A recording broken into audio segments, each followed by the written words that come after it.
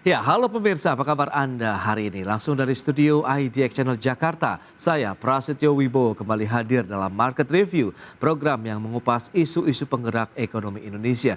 Dan kali ini kita akan membahas terkait dengan upaya pemerintah yang sudah berkomunikasi dengan Badan Kesehatan Dunia terkait dengan kondisi COVID-19 di Indonesia yang diharapkan tahun ini Indonesia siap menuju endemi COVID-19. Baik pemirsa, langsung saja kita mulai Market Review selengkapnya. Ya, Indonesia tengah bersiap melakukan transisi status pandemi COVID-19 menuju endemi yang berpeluang terjadi di tahun ini.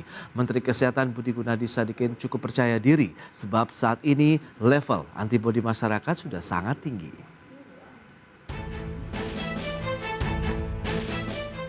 Tahun ini adalah tahun di mana kita akan geser dari pandemi menjadi endemi. Kita udah punya frameworknya. Kita sudah bicara juga dengan WHO, dan WHO sudah bilang bahwa mereka juga akan mereview. Dan mereka bilang kalau mereka penekanannya di nomor 2, Bapak Ibu. Jadi dia akan mereview negara-negara dan dunia apakah COVID ini dampak ke rumah sakit dan kematiannya seperti apa. Kalau memang dampak masuk rumah sakit dan kematiannya sudah sama dengan penyakit-penyakit lain, seperti tuberkulosis, dengue, TBC, malaria, atau influenza, di mata WHO mereka melihat, ini udah penyakit infeksi normal. Demikian pernyataan Menteri Kesehatan Budi Gunadi Sadikin yang berharap tahun ini status pandemi COVID-19 di tanah air bisa segera beralih menjadi endemi COVID-19. Indonesia saat ini masih dalam posisi menunggu hasil tinjauan dari Badan Kesehatan Dunia atau WHO terhadap perkembangan COVID-19 di sejumlah negara di dunia. Meski demikian, Budi meyakini status endemi COVID-19 di Indonesia bisa dicapai karena berdasarkan hasil survei serologi terakhir di bulan Januari 2023, tercatat 99% penduduk Indonesia sudah memiliki antibodi COVID-19. Kementerian Kesehatan sudah menyiapkan sejumlah yang akan dilakukan di masa transisi secara bertahap. Pencabutan kebijakan PPKM sudah dilakukan, kemudian pelaksanaan tes COVID-19 akan dilakukan secara mandiri, dan surveillance yang tadinya setiap hari akan diubah menjadi setiap minggu. Sementara itu, Kementerian Kesehatan juga tetap akan memantau laju penularan COVID-19 melalui percepatan vaksinasi booster dan meningkatkan kesadaran masyarakat dalam menerapkan protokol kesehatan. Sehingga sikap masyarakat jangan kendor dan terjadi kembali peningkatan kasus positif COVID-19 di tanah air. Dari Jakarta, Tim Liputan IDX Channel.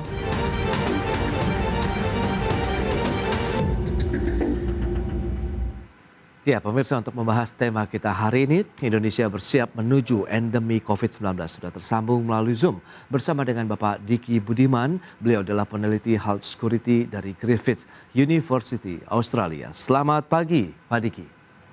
Selamat pagi, Mas Prasetyo dan pemirsa IDX Channel. Baik, salam sehat. Terima kasih atas waktu yang disempatkan ini Pak Diki ya. Lantas kita akan lihat ini tadi sudah disampaikan bahwa Indonesia berupaya tahun ini begitu ada perubahan status dari pandemi menuju endemi COVID-19. Tapi kita akan review dulu menurut analisis Anda dan pandangan Anda juga Pak Diki terkait dengan perkembangan COVID-19 di Indonesia hingga saat ini.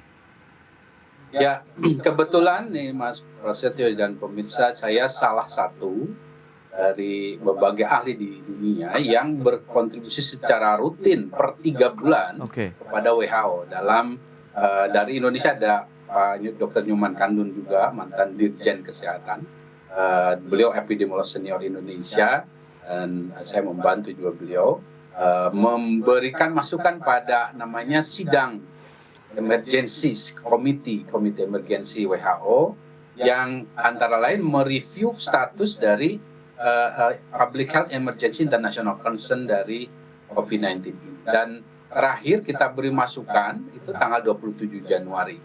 Nah, masukan kita umumnya diadopsi cukup banyak ya, khususnya saya dan Pak Nyoman Kandun. Antara lain bahwa waktu itu kan akan diputuskan apakah ini masih berstatus public health emergency international concern atau tidak.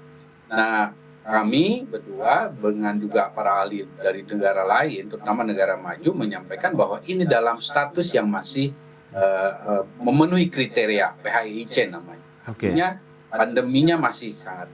Nah, karena apa? Antara lain karena meskipun di Indonesia sekarang modal imunitasnya bahkan sudah mendekati 100%, ya, tapi untuk diketahui modal imunitas ini satu belum berdurasi panjang. Kedua, masih ada kelompok di rawan yang menurun, ya, proteksi imunitasnya itu belum mendapatkan booster. Di sisi lain kita harus lihat fakta bahwa adanya atau keberadaan dari subvarian Omicron yang begitu mudah menginfeksi meskipun orang itu bahkan sudah di booster sekalipun, itu menjadi perhatian. Sehingga apa yang terjadi di China, Amerika yang sekarang meledak, itu juga yang membuat kenapa kita masih harus bersabar menunggu. Nah, tapi setidaknya Indonesia adalah negara yang on the track. Jadi ini yang bisa saya sampaikan terutama para pelaku bisnis, bahwa kita sudah punya modal untuk mengarah ke arah yang lebih baik gitu, Mas. Bagaimana dengan langkah yang tengah dilakukan pemerintah sendiri? Tadi Kementerian Kesehatan sudah menjalin komunikasi juga dengan WHO, bahkan sudah menyiapkan frameworknya apabila memang kita masuk dalam fase endemi. Tapi Anda katakan tadi secara global kondisi memang saat ini masih belum bisa beralih dari pandemi begitu, Pak Diki. Apa yang bisa menjelaskan lebih jauh ini? Ya, jadi memang setiap negara sekarang, bukan hanya Indonesia, harus memiliki rencana atau yang disebut dengan roadmap, ya, dari bagaimana strategi pasca status pandemi ini atau pas status public health emergency international concern ini cabut. Nah, ini antara lain juga tentu dengan ada pedoman yang disampaikan WHO. Nah, namun yang ingin saya sampaikan adalah bahwa ketika nanti status pandemi ataupun PHIC ini dicabut, itu tidak serta-merta semua ini otomatis endemi, ya tidak juga. Bahkan dalam konteks Indonesia pun tidak. Jadi akan beragam. Nanti ada daerah yang memang sebetulnya karena sudah modal imunitasnya baik, kemudian juga perilaku dan strategi lainnya yang mengarah ke perilaku kehidupan normal itu sudah juga diadaptasi. Nah, dia masuk dalam strategi bahkan terkendali, bukan hanya endemi gitu. Nah, karena ingat endemi itu sebetulnya tidak boleh jadi dan tidak manusiawi dan tidak benar secara keilmuan untuk dijadikan target, karena endemi itu berbahaya, Mas Prasetyo.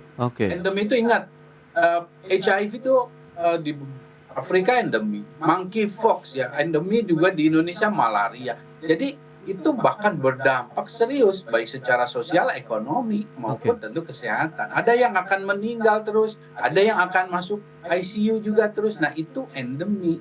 Makanya yang harus dituju oleh kita sebetulnya adalah terkendali. Jadi bukan endemi. Dan ingat, nanti pun di secara global pun ada negara yang begitu dicabut oleh WHO, dan saya termasuk yang kemungkinan kalau ini tidak ada perubahan yang cukup signifikan dari subvarian baru, ya, walaupun saat ini nanti saya akan harus sampai ingatkan ada kehadiran 2 subvarian yang perlu diwaspadai. Kita mungkin setelah Lebaran, saya bisa mengusulkan pada WHO bahwa kita bisa cabut status ini. Tapi tentu ini perlu sekali lagi, ya ini yang kita lihat perilaku yang beradaptasi ini, terutama kalau bicara bisnis misalnya, perkantoran, ya kualitas udaranya yang juga harus diperbaikan. Karena ini kan bicara penyakit yang ditularkan melalui udara. Yang perlu dipertajam bagaimana dengan kondisi di tanah air begitu yang Anda katakan juga sudah mulai terkendali begitu, on the track ya, kondisi dari pandemi COVID-19 di Indonesia begitu. Apakah peluangnya juga masih tetap terbuka, dan seperti apa juga tadi ada subvarian baru, apakah ini juga lebih berbahaya atau tidak? Kita akan bahas nanti di segmen berikutnya, Pak Diki. Baik pemirsa, jangan beranjak dari tempat Anda, kami segera kembali. Ya, terima kasih Anda masih bergabung bersama kami dalam Market Review, dan berikut ini kami sampaikan infografik terkait dengan strategi pengendalian COVID-19 yang sudah disiapkan oleh pemerintah, khususnya Kementerian Kesehatan Republik Indonesia. Data selengkapnya seperti yang bisa Anda saksikan di layar televisi Anda. Ini dia Protokol kesehatan begitu yang diharapkan juga masih tetap dipatuhi dan dilaksanakan dengan disiplin yang cukup tinggi juga oleh masyarakat begitu ya. Kemudian surveillance juga masih akan terus dilakukan. Vaksinasi ini akan terus digenjot, booster 2 begitu yang juga akan terus digencarkan begitu dan semakin masif dan terapeutik. Kemudian 5 komunikasi publik. Ini dia beberapa langkah setelah pencabutan dari PPKM akhir Desember 2022 lalu. Berikutnya konfirmasi positif dari COVID-19 ini per 8 Februari kita lihat seperti apa pergerakannya.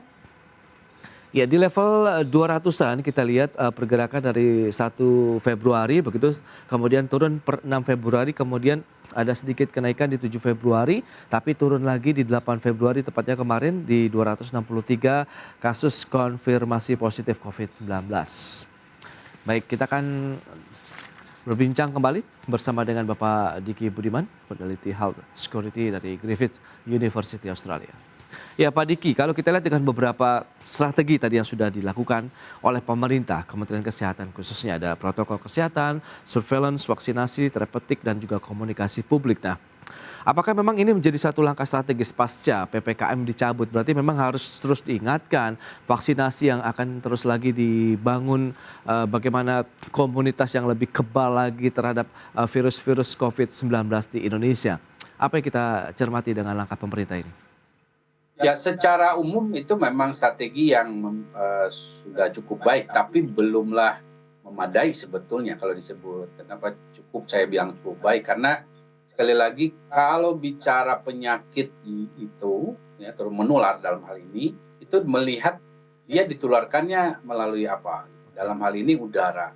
Nah berarti bicara COVID, bicara bagaimana kita harus ada upaya meningkatkan kualitas udara di dalam gedung dan di luar gedung. Nah ini artinya Kementerian Kesehatan nggak bisa berdiri sendiri.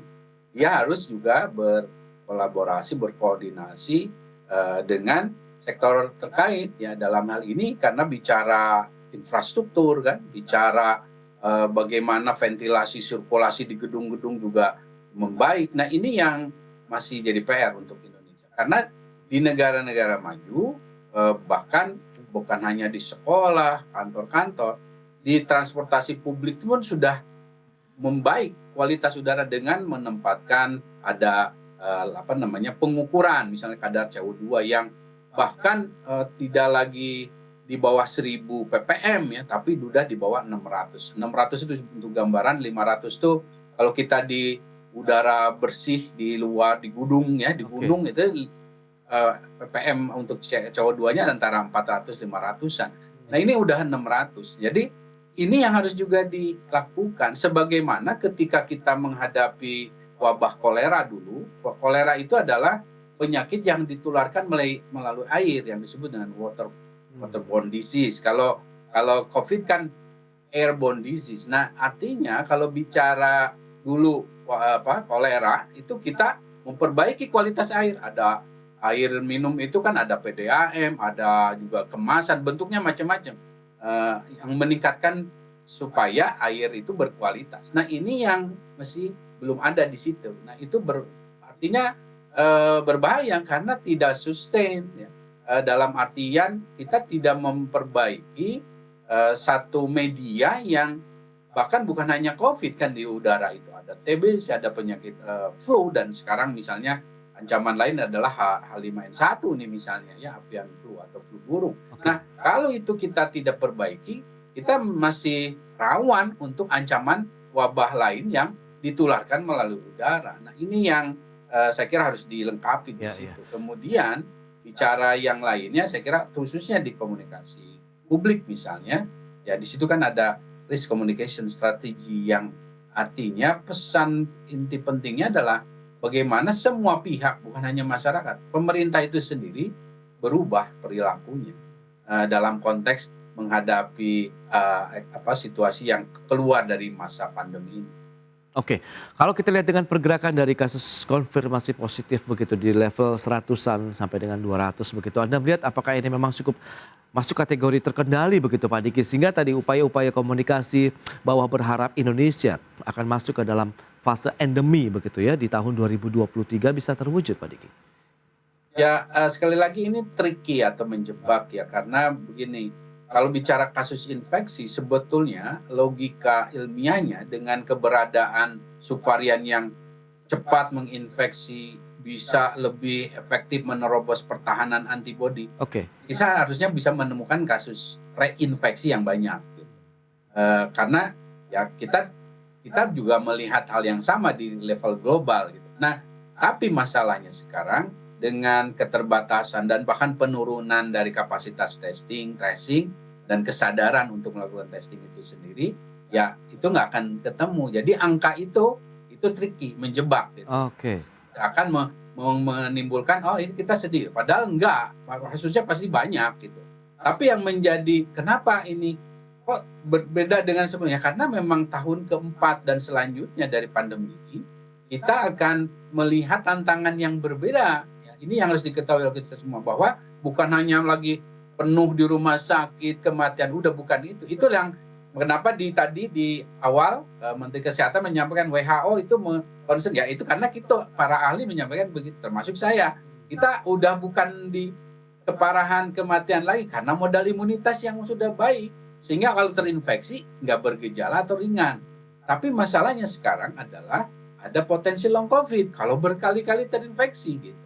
Nah itulah yang saat ini harus dipahami, bahwa artinya di balik angka-angka yang sedikit itu kita harus sikapi hati-hati. Jangan-jangan ya kita banyak yang terinfeksi ulang, tidak sadar, tapi pada gilirannya nanti kena long COVID yang menurunkan kualitas kesehatan. Baik. Nah itu yang harus disadari. Tadi Anda sampaikan begitu ada subvarian baru juga ini dari hasil mutasi dari COVID-19. Apakah ini masuk yang Omicron begitu variannya atau bagaimana? Dan seberapa kuat mungkin nanti daya serangnya juga terhadap imunitas manusia? Jadi ya saat ini kita melihat bahwa Omicron ini mendominasi ya dari persebaran ya, virus penyebab COVID ya.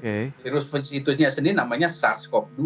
Nah, strain-nya atau varian ini adalah Omicron. Nah, turunan dari Omicron ini sekarang udah 700 kurang lebih. Banyak sekali. Nah, di antara turunan itu yang kemarin rame ya XBB 1.5 misalnya. Itu yang sekarang mendominasi secara global.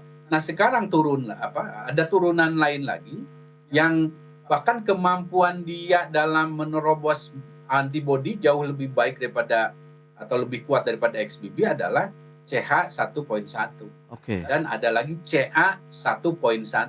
Dua ini sekarang sedang diamati ya. Tapi yang paling cukup menarik perhatian adalah CH1.1 karena dia punya mutasi yang ada di Delta atau L452R namanya. Nah ini karena kan selalu yang ada dalam benak kita, apalagi ya semua di dunia ini, gelombang Delta itu kan memberikan banyak korban. Nah ketika ada mutasi yang membawa karakter dari Delta, itu yang betul-betul sangat diperhatikan. Nah CH1.1 ini punya karakter itu. Namun tentu dengan tadi, makanya betul Kementerian Kesehatan harus segera menggencarkan booster dosis kedua. Nah ini yang akan menjadi bekal kita menghadapi apapun subvarian dari turunan Omicron ini. Oke, dengan beberapa faktor yang sudah kita ulas begitu, apakah peluang Indonesia memasuki status endemi di tahun 2023 ini tetap terbuka atau tidak, Pak Diki? Tahan dulu jawabannya, kita akan bahas nanti di segmen berikutnya. Baik pemirsa, jangan beranjak dari tempat Anda, kami akan segera kembali usai pariwara berikut ini. Ya pemirsa, kita lanjutkan kembali perbincangan bersama dengan Bapak Diki Budiman, peneliti Health Security dari Griffith University Australia. Pak Diki, ini menarik. Lantas bagaimana dengan peluang Indonesia kalau kita bicara mengenai beberapa faktor tadi yang juga nampaknya masih perlu diwaspadai. Ada varian baru CH1.1 begitu yang memiliki kemiripan dengan Delta, kemudian dengan kondisi dari meskipun kita sudah mulai terkendali, tapi bagaimana dengan penerapan protokol kesehatan, kemudian vaksinasinya. Seperti apa peluang Indonesia, Pak Diki? Jadi pertama secara global sekali ya saya punya optimisme bahwa kita bisa keluar dari status pandemi akut ini di pertengahan tahun ini ya, tahun 2023 ini. Dan untuk konteks Indonesia tidak jauh berbeda, tapi ada hal yang harus kita terus amati dan akan menentukan dari status itu sendiri ke arah post pandemi ya. Oke. Saya tidak menyebut ke endemi ya, Ya, tapi ya. post pandemi. Nah, pertama adalah penyakit itu sendiri. Ada dalam ini penyakit COVID itu sendiri yang kita tahu ya memang ya tidak banyak yang sekarang yang parah karena dengan modal imunitas. Tapi kita harus tahu sekarang ada namanya long COVID. Nah, ini yang tidak bisa diabaikan dan tidak bisa diremehkan. Kedua, dari ketersediaan vaksin yang efektif ya termasuk menghadapi kemungkinan subvarian baru, termasuk ketersediaan antivirus. Nah, makanya kalau bicara kita, ya kita juga harus siap kalau keluar dari fase 100 pandemi itu, ya kita harus siapkan vaksinnya. Vaksin dalam negeri misalnya supaya kemandiriannya ada, termasuk antivirusnya. Nah, ini kan dua ini walaupun divaksin kita sudah punya lebih maju ya dengan Indovac dari Bio Farma, tapi untuk antivirus kita masih PR besar. Oke. Ketiga terakhir, nah ini yang agak sulit adalah virus itu sendiri, karakter dari virus itu sendiri yang bagaimana dia karakternya melahirkan terus subvarian atau bahkan ada varian baru. Ini di luar kemampuan manusia ya, artinya dalam konteks itu setidaknya dua hal kita harus upayakan bisa mengarah ke terkendali dan atau bisa kita kuasai modalnya. Nah, di dalam konteks ini ya saya kira Indonesia punya modal yang cukup kuat lah. Tapi harus diingat Indonesia ini adalah penduduknya besar, mobilitasnya tinggi, dan alamnya itu masih ada banyak alam liar sehingga kerentanannya juga besar. Bukan hanya bicara COVID saja, tapi juga bicara potensi wabah-wabah berikut. Sehingga hal yang paling penting untuk Indonesia adalah terutama masyarakat dan pemerintah merubah tadi perilaku pendekatan One Health, merubah juga perilaku hidup bersih lebih sehat dan juga bukan bicara masalah masker misalnya, bicara masalah COVID saja, tapi kalau memang itu orang banyak sakit dan berisiko ya pakailah masker. Itu yang harus berubah. Oke, kalau misalnya ada katakan peluang, ini berarti tidak jauh berbeda begitu harapan dari Kementerian Kesehatan juga mungkin di pertengahan tahun begitu atau bahkan 17 Agustus sebagai kado kemerdekaan Republik Indonesia. Tapi dengan kondisi yang ada yang perlu dicermati berikutnya, bagaimana kesiapan Indonesia pada saat memasuki endemi. Apakah justru kita lebih ringan atau justru lebih tetap bagaimana kita disiplin dan menerapkan protokol kesehatan ini, Pak Diki? Ya kita harus tetap kita harus berubah. Belajar dari pandemi ini harus mengajarkan, mengubah kita bahwa kita ini hidup di dunia yang semakin rawan. Perubahan iklim itu negara di dunia, mau negara maju sekali belum bisa merubah itu. Biasanya dulu Indonesia kalau ada ya itu berarti musim hujan. Sekarang kan nggak begitu. Itu perubahan iklim yang sangat sederhana. Dulu misalnya demam berdarah itu adanya di daerah-daerah dekat pantai, panas. Dan sekarang udah puncak pun udah ada gitu demam berdarah dan termasuk malaria. Nah, ini harus mengajarkan pada kita bahwa kita harus berubah perilaku hidup bersih sehat kita, kemudian keseimbangan antara kesehatan manusia, hewan dan juga lingkungan itu yang harus kita lakukan. Termasuk ya yang disebut dengan 5M itu sebetulnya ya memang harusnya kita lakukan, bukan berarti dengan ketat ya tidak, tapi ya cuci tangan ya kalau udah makan minum ya begitu harus lakukan, pakai masker dan lain sebagainya. Jadi ini yang harus kita dengan komunikasi publik yang tadi disampaikan pemerintah itu yang harus dilakukan. Yes, itu dia, berarti memang kita harus tetap membudayakan begitu ya, hidup sehat kemudian hidup bersih, itu yang menjadi modal kita apabila nanti masuk ke dalam fase endemi yang diharapkan mungkin pertengahan tahun ini bisa terwujud. Baik Pak Diki, terima kasih banyak ini atas waktu dan sharing serta insight yang menarik yang sudah disampaikan kepada pemirsa. Selamat melanjutkan aktivitas Anda kembali. Salam sehat, Pak Diki. Assalamualaikum, selamat siang.